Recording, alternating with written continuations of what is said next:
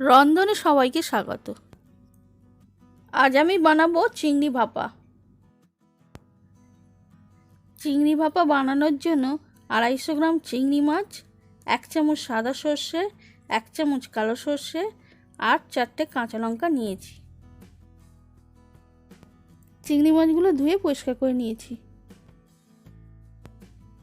এবার ছোট 1 চামচ নুন আর 1/2 চামচ হলুদ দিয়ে ভালো করে মাখিয়ে নিচ্ছি।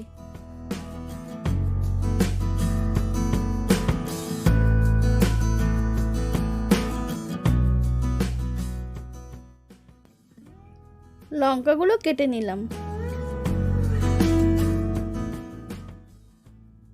একটা টিফিন বক্সে মাছগুলো নিয়ে নিচ্ছি। এবার সর্ষে বাটাটা দিয়ে দিচ্ছি।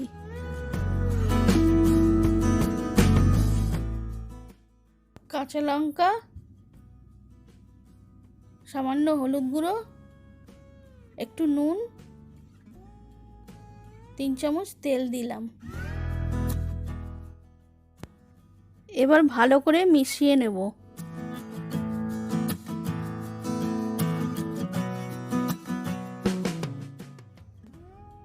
একটু জল দিয়ে দিলাম।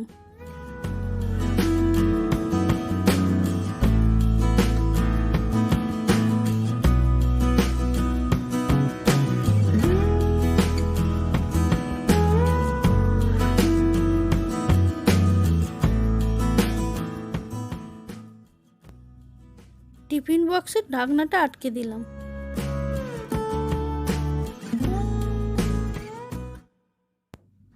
কড়াইতে জল দিয়ে একটা ছোট বাটি বসিয়ে দিচ্ছি।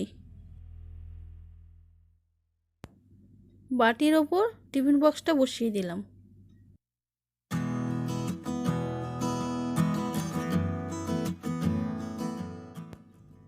এইভাবে 15 মিনিট সেদ্ধ করে নেব।